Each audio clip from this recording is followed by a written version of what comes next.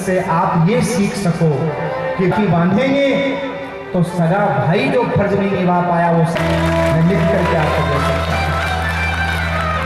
जब आपकी बेटी का विवाह होगा किसी में बैठ करके आएगा, आप ये मत सोचना फलाना आदमी आया था, फलाना आदमी नहीं आया, अरे फलानिया हमारा भात भरा था, फलाना भाई बन के आया, धर्म भाई बन के आया, वो नहीं बन के आया, वो ही बन के आता तो तुम्हारा सगा भाई नहीं आ जाता। फिर सांवरिया ही उसके भेष में आया था बैठ करके, क्योंकि नानी भाई ने सांवरिया से कहा था मेरा भाई वीर मेरा वचन दे मुझे कि आज के बाद जो बहन तेरे राखी बांधेगी तो उसको कभी भी चुनौती रहने नहीं देगा। पर नानी भाई ने कहा बहन तू रो मत, मैं वचन देता हूं कि दुनिया के भाई फिर भी किनारा कर जाएंगे, पर जो मुझे राखी बांधेगी मैं हर बहन के घर जाऊंगा, चाहे किसी रूप में जाऊं और जाकर के महाराज चुनरी उठा करके आऊंगा। और महिमा चुनरी की है, ये दिखावा जो दुनिया भर का है इसकी नहीं है, चुनरी की महिमा है। उस समय सांवरिया किसी न किसी रूप में आके तुमको चुनरी उठा दे, मान लेना मेरा सांवरिया चुनरी उठा तुम्हारा बेटा बन कर्मा बाई की तरह। महाराज कर्मा बाई हमको खिलाती थी बेटे की तरह। हाँ, और जानते हो जब कर्मा बाई ने महाराज शरीर छोड़ा तो मेरा ठाकुर छोटे से बच्चे के रूप में आकर के झोंपड़ी के पास बैठ करके रोना शुरू कर दिया। किसी ने पूछा बेटा क्यों रो रहे हो? बोले मेरी माँ मर गई। और भगवान मुझे भूख लग रही है, मुझे कोई खिलाने वाला नहीं है, मेरी माँ मर गई और मेरी माँ के बिना मुझे कौन खिलाए? तो कर्मा बाई के झोंपड़ी की बोली लगी और उससे जो धन आया उससे आज भी महाराज खिचड़े का भोग भगवान को लगता है, निभाते हैं भगवान। इसलिए भैया बेटा हो तो नहीं हो तो भगवान की बहुत बड़ी कृपा। महात्मा जी जिनकी भेंट उन पंडित जी से हुई जो तुंगभद्रा नदी के किनारे रहते थे, आत्मदेव नाम के ब्राह्मण, जो संतान के लिए दुखी हो रहे थे। महात्मा जी ने समझाया देखो मत रो, सिनु विप्रमया तेद्य प्रारब्धम तु विलोकितम। हे ब्राह्मण मेरी बात को सुनो, मैं तुम्हारे प्रारब्ध को देख करके कह रहा हूं। 7 जन्मावधि तव पुत्रो नहीं बचे, 7 जन्मों तक तुम्हारे कोई संतान नहीं है। रे मुंचाते कुटुंबासाम संन्यासो सर्वथा सुखम, संन्यासे सर्वथा सुखम। महात्मा जी कहते हैं हे ब्राह्मण देवता संसार का मोह छोड़ करके सन्यासी बन जाओ, महात्मा बन जाओ। लेकिन पंडित जी ने जिद किया, महात्मा समझ गए ये बातों से समझने वाले नहीं हैं, इनको लातों से समझाना पड़ेगा प्रैक्टिकल। ध्यान दीजिएगा, भगवान ने हमें दिया है और जो नहीं दिया उसकी ज्यादा जिद करेंगे ना तो भगवान कहते हैं तुम बातों से नहीं समझोगे, इन शास्त्रों की बातों से नहीं मानोगे ना तो प्रैक्टिकल लातों से समझाएंगे, कोई फायदा नहीं लातों से समझने में। और पंडित जी के साथ में क्या हुआ, महात्मा जी ने फल दिया लेके आए, कथा कई बार सुन चुके हो, मैं ज्यादा विस्तार नहीं करूंगा। फल दिया लेके आए, गाय को खिलाया, उसकी पत्नी ने, पंडित जी की पत्नी ने गाय को खिला दिया, अपनी बहन का बेटा ला के दिखा दिया, गाय के भी बालक हो गया। हमारा फल का प्रभाव तो होना ही था, 3 महीने बाद में गाय के भी बालक हो गया, दोनों बड़े हो गए। एक हुआ कुख्यात, एक हुआ विख्यात। एक दिन की बात है, महाराज घर का धन ले जाके बर्बाद करने लगा तो पंडित जी ने रोका, पंडितानी से कहा देख इसको रोक ले, धन मत दिया कर। पंडितानी क्या बोली, अरे महाराज सब इसी का ही तो है, क्या करना है, ध्यान देना।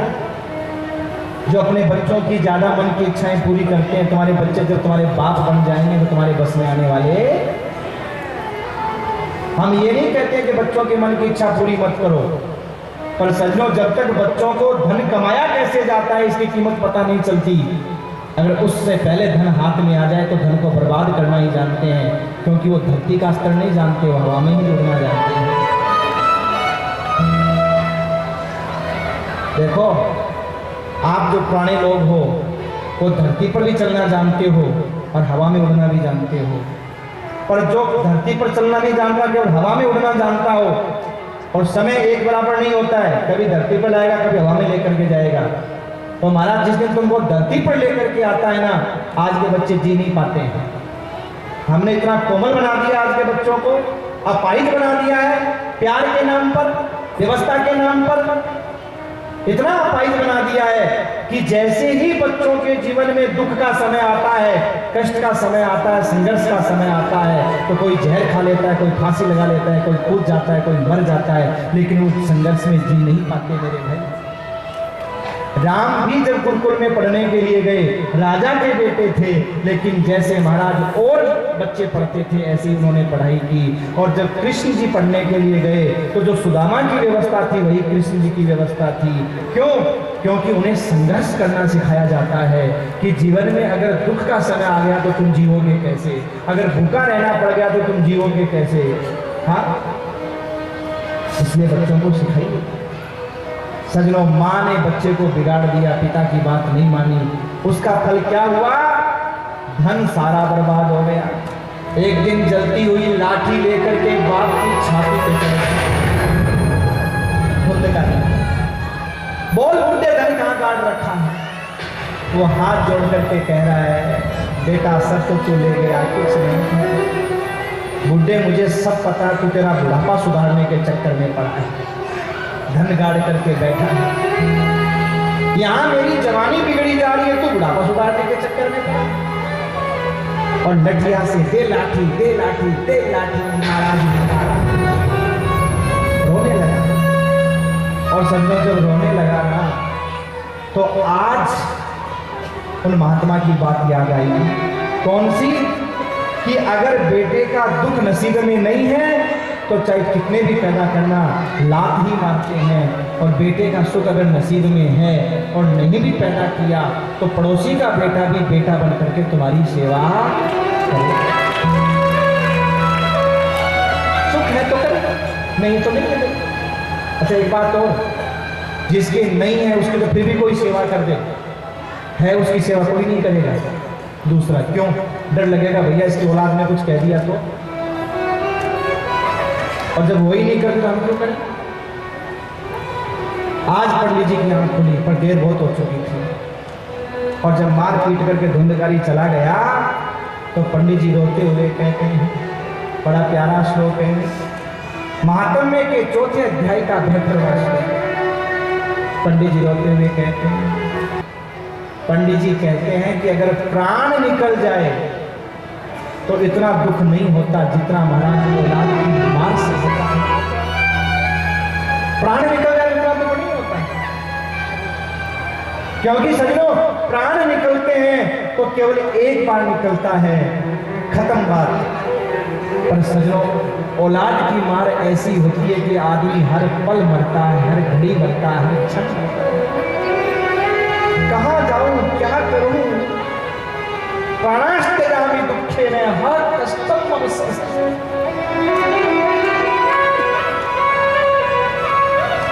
धन चला जाए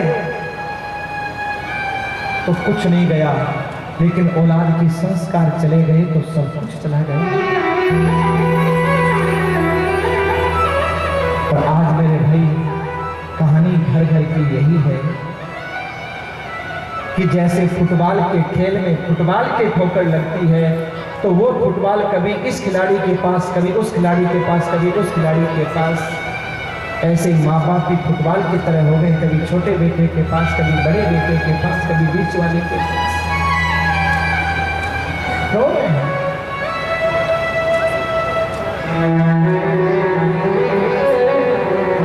कहते हैं सबसे बड़ी मार होती है वक्त की, वक्त की मार से बड़ी मार नहीं होती है। पर यहां आत्मदेव जी कहते हैं कि भैया वक्त से भी कोई बड़ी मार है तो वो है औलाद की मार। सारी दुनिया को अगर कहीं पर हारता है तो सजनों अपनी औलाद के आगे हारता है। सारी दुनिया का जजमेंट करने वाला अगर जजमेंट कहीं नहीं कर पाता ना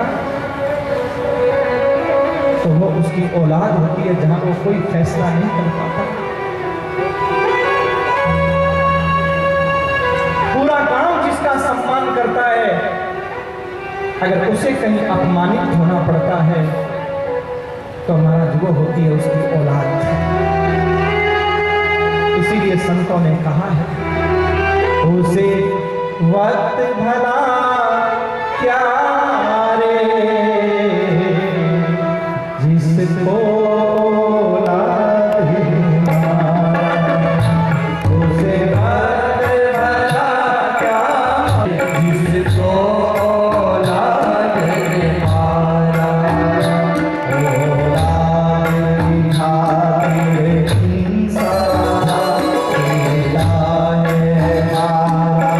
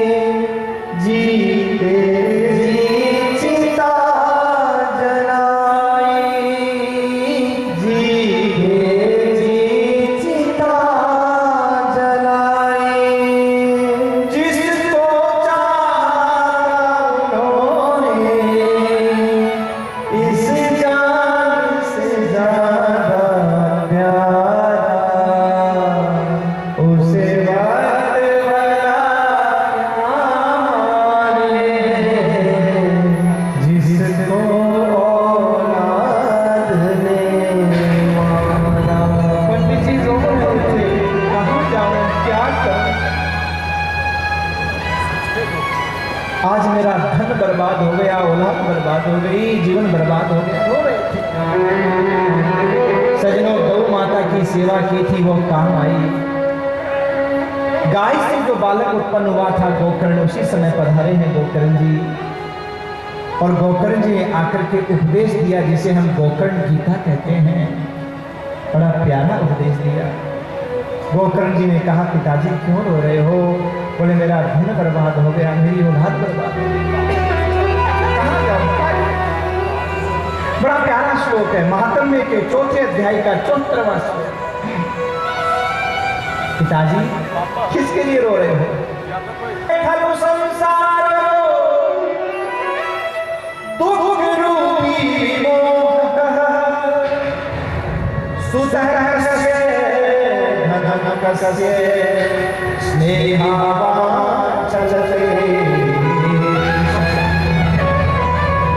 पिताजी किसके लिए रो रहे हो? कौन किसका बेटा, कौन किसका धन? पिताजी धन यही मिला, बेटा यही मिला। विचार करना, जब जन्म लिया था तो धन साथ में नहीं आया था, बेटा साथ में नहीं आया था। रोना इस बात का नहीं है कि बेटा कहना नहीं मानता, धन बर्बाद हो गया। तो रोना इस बात का है कि जो चीज साथ लेकर के आए थे वो हमारी बर्बाद होती जा रही है, और उसके बदले में हमने कुछ नहीं कमाया। क्या? बोले, सांस रूपी मोती। 25 वर्ष किसी के पास, 50 वर्ष किसी के पास, 100 वर्ष। ये अनमोल मोती जो दुनिया की सारी संपत्ति देने के बाद भी नहीं मिल सकते, हमने माई के लिए, भौजाई के लिए, लुगाई के लिए, अड़ोसी पड़ोसी के लिए सारी वो सांस रूपी संपत्ति लुटा दी, बदले में कुछ नहीं कमाया। पिताजी रोना इस बात का है, ये बेटा तो यही मिला, यही छूटना है, धन यही मिला, यही छूटने हैं, लेकिन सांस रूपी मोती छूटने से पहले अगर उसके बदले में कुछ नहीं कमाया तो ये जीवन व्यर्थ ही चला गया। पिताजी, आदमी कहता है मेरा बेटा कहना नहीं मानता, बहू कहना, कितना प्यारा श्लोक है मेरे भाई, इन श्लोकों के भावों को हृदय में उतार लो। मैं गारंटी से कह रहा हूं, आपके परिवार की परिस्थितियां चाहे जैसी हो, पर आप अपने जीवन में मुस्कुराते रहोगे। क्या सुंदर महाराज गोकर्ण गीता है। महात्म्य के चौथे अध्याय का 79 नंबर का श्लोक। गोकर्ण जी कहते हैं, पिताजी हर आदमी 2 रस्सियों से बना हुआ है, 2 रस्सियां। पहली रस्सी का नाम है अहमता और दूसरी का नाम है ममता। पिताजी, ये जीव जो अहमता करता है, मैं, शरीर में क्या मैं है? किस अंग को आप मैं कहोगे? मैं आंख हूं, मैं कान हूं, मैं नाक हूं, क्या मैं है? जिस शरीर के अंदर मैं अध जला अध मरा करके जमीन में गाड़ दिया, प्रेत बन करके भटकने लगा। गोकर्ण जी ने गया श्राद्ध भी किया, पर ऐसे पापियों का, जो माता पिता का तिरस्कार करने वाले होते हैं, ऐसे पापियों का श्राद्ध करने से भी गति संभव नहीं होती। भूत बन करके भटकता रहा। गोकर्ण जी घर में आए, दिखाई दिया, परिचय दिया, मैं तुम्हारा भाई हूँ। अरे मैंने तेरे लिए गया में श्राद्ध किया, मैंने तेरे लिए गया में श्राद्ध किया। तो देखो, धुंधकारी स्वयं कह रहा है ये बात। भैया कितनी बार किया? बोले 1 बार। भागवत के महात्म्य के 5वें अध्याय के 33वें श्लोक में धुंधकारी कहता है, भैया आपने 1 बार गया में श्राद्ध किया, मुझ जैसे पापी के लिए 1 बार नहीं, गया श्राद्ध सतेनापि मुक्ति में न भविष्यति। कोई 100 बार भी गया में श्राद्ध करे तो मुझ जैसे पापी की मुक्ति संभव नहीं है। अब महाराज, गया में श्राद्ध करने से भी जिसकी मुक्ति संभव नहीं, उसकी कैसे संभव हो? तो सूर्य भगवान को रोक करके, गायत्री मंत्र से जल अभिमंत्रित करके, छोड़ करके गोकर्ण जी ने सूर्य भगवान से पूछा, हे सूर्य नारायण, आप सबके पापों के साक्षी हैं, आप बताओ जिसकी गया श्राद्ध से भी मुक्ति संभव नहीं हुई, उसकी मुक्ति कैसे संभव होगी? तो महात्म्य के 5वें अध्याय के 41वें श्लोक में सूर्य भगवान कहते हैं, श्रीमद् भागवतान मुक्ति सप्ताहम पाचनम कुरु। ऐसा करो, भागवत की कथा का आयोजन करो, भागवत की कथा के द्वारा मुक्ति संभव हो जाएगी। सजनों, भागवत की कथा कोई साधारण मनोरंजन का साधन नहीं है, पितरों का कल्याण करने वाली है, अधोगति आत्मा का कल्याण करने वाली है। कैसा ही भूत प्रेत पितर क्यों न हो, वो भी महाराज भागवत की कथा सुनकर के परम गति को प्राप्त कर जाता है। इसलिए कथा सुनते समय अपने पितरों का स्मरण जरूर करना। हे पितर देवता, आइए आप भी कथा सुनिए और आप हमारे पर कृपा करो कि हमारे यहाँ भी ऐसे आयोजन होते रहें। सज्जनों, मन में ये भावना कभी नहीं रखनी चाहिए कि एक करवाली बस हो गया, नहीं। हमारे सत्यनारायण जी सत्तू भाई जी से कुछ सीखो, सत्यनारायण जी अरोड़ा जी से सीखो कुछ। कितनी कथाएं करवा दी महाराज। कोरोना काल में मुझसे बोले कि गोविंद भैया अब तो खुराक बंद हो गई, कोरोना काल था, ऐसे बोले मेरे को। उनके महाराज सारी नसें ब्लॉक थी, डॉक्टर कहता था बाईपास, नहीं करवाते थे। एक कथा तीर्थ में फिक्स रखते थे, वो पूरी होती थी, हे ठाकुर जी ये तो होगी, अगली और करवा देना बस, वो पूरी होती एक और करवा देना बस। पर कोरोना काल में कथाएं बंद हो गई, तो मुझे बोले कि गोविंद भैया अब तो खुराक बंद हो गई, अब जीवन का कोई पता नहीं। और सच सजनों यही हुआ, देखो यही हुआ।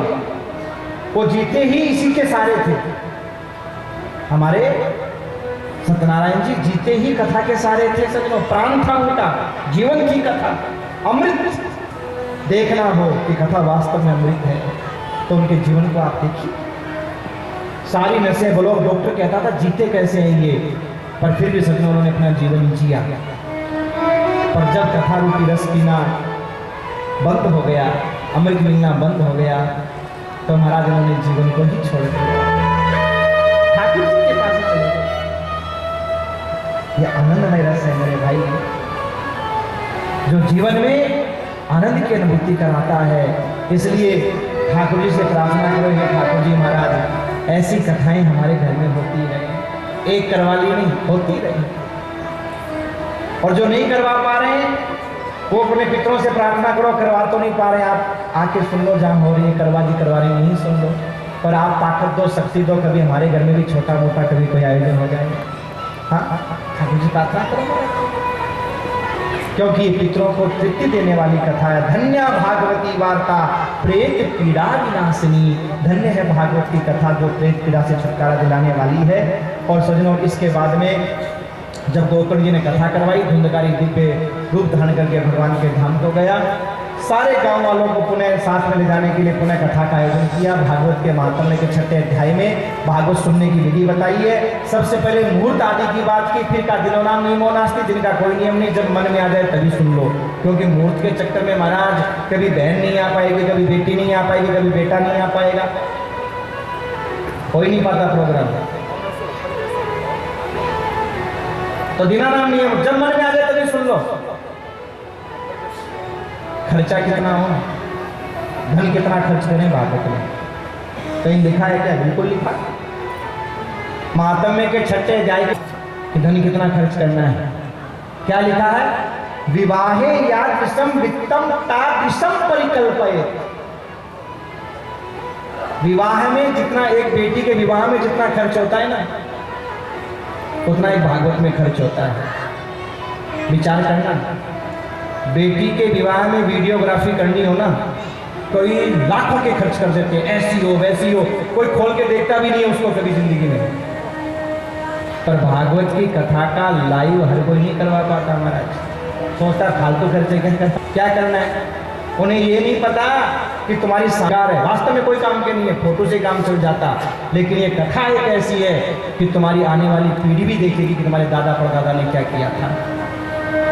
उनके मन में भी भाव आएगा हम भी कुछ करें, और जिंदगी भर लोग सुनते रहेंगे, जिंदगी भर महाराज ये बनी रहेगी। इसलिए मेरे भाई इस कथा के अंदर सेम शादी वाली प्रस्तुतियां हैं। शादी में भी कन्यादान होता है, कथा में भी कन्यादान होता है, शादी में भी मेहमान आते हैं, कथा में भी मेहमान आते हैं। और शादी में तो 1-2 दिन में काम हो जाता है, यहाँ तो 7-7 दिन काम चलता है। विवाह में जितना खर्च उतना शादी में, एक शादी में विवाह में जितना खर्च उतना कथा में खर्च। बोले महाराज कोई आंकड़ा तो बताओ, इसका आंकड़ा बताओ। ऐसे है कि एक गरीब आदमी 5 लाख में अपनी बेटी का विवाह कर लेता है, और एक पैसे वाला 5 करोड़ लगा के कहता है। कोरोना काल था, नहीं तो पता नहीं क्या लगा देते। बस यही आंकड़ा है भागवत के महात्म्य के 6ठे अध्याय दूसरे श्लोक में, यही बात है। इसके बाद में कहा महाराज 12वां श्लोक, महात्म्य के 6ठे अध्याय का 12वां श्लोक, तीर्थे वापी वने वापी गृहे वा शरणम मतम। तीर्थ में कथाओं का बड़ा पुण्य बताया महाराज। 100 कथाएं अपने गांव में करवा लो, एक कथा तीर्थ में करवा लो, बड़ा पुण्य बताया है। पर सजनों, जब गांव में कथा करवाते हैं, घर में करवाते हैं, तो उसका लाभ ये है, तीर्थ में कथा कराई, हमारे पितर तो आ गए, लेकिन गांव के जो बेचारे भूत प्रेत भटकने वाली आत्मा, जिनको कोई सुनाने वाला नहीं है, कौन सुनाएगा? तो करवा दी। जैसे कोई परिवार महाराज धनाढ्य उत्पन्न होते हैं, आयोजन करवाते हैं, तो इनके माध्यम से जिनको कोई सुनाने वाला नहीं होता, बेचारे वही भूत प्रेत भटकते हुए थोड़ी बहुत तो सुन ही लेते हैं।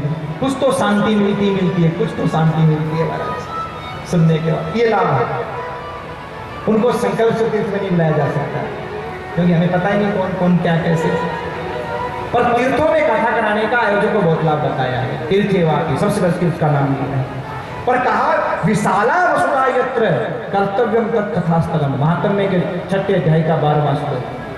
कथास्थल विशाल हो, बैठने की अच्छी व्यवस्था हो, जैसे हमारे करवा परिवार ने की है, व्यवस्था अच्छी है ना। देखो, सुनने वाला भी दीक्षा लिया हुआ, मंत्र लिया हुआ, वैष्णव शिक्षा, सुनाने वाला भी दीक्षा लिया हुआ हो, वैष्णव दीक्षा। ही बात यहाँ लिखी है आगे। तो सजनों, ब्राह्मण हो, विप्र हो, पढ़ा लिखा हो, वेद शास्त्र विशुद्धि के पढ़ा लिखा हो, दृष्टांत है कुछ लोग महाराज दृष्टांत दे करके, श्लोकों के भावों को दृष्टांत देकर के समझा सके कि कौन सा श्लोक हमें जीवन में क्या शिक्षा दे रहा है। वक्ता ऐसा होना चाहिए। वक्त से कोई अगर स्त्री कविता पढ़ती है तो उसे कवित्री कहते हैं, और अगर मान लो आदमी उसे महाराज कविता पढ़ता तो उसे कवि कहते हैं। इसके बाद में बताया कि कथा पंडाल में आकर के बैठो तो महाराज सबसे पहले इसको सोच समझ करके प्रणाम करने के बाद बैठना चाहिए। आप जहाँ जगह मिले, जहाँ बैठो वहीं से प्रणाम कर लो और हाथ जोड़ करके कहो, स्वीकृतोषि मया नाथ मुक्त्यर्थम भवसागरे, हे भागवत भगवान मुझे भी आप स्वीकार करें और इस भव सागर से मुझे भी पार करें, आप मेरे ऊपर कृपा करें। मैं दीनहीन हूँ, आप करुणा निधान हो, दीन बंधु हो, मेरा कल्याण करें, ऐसा कहना चाहिए।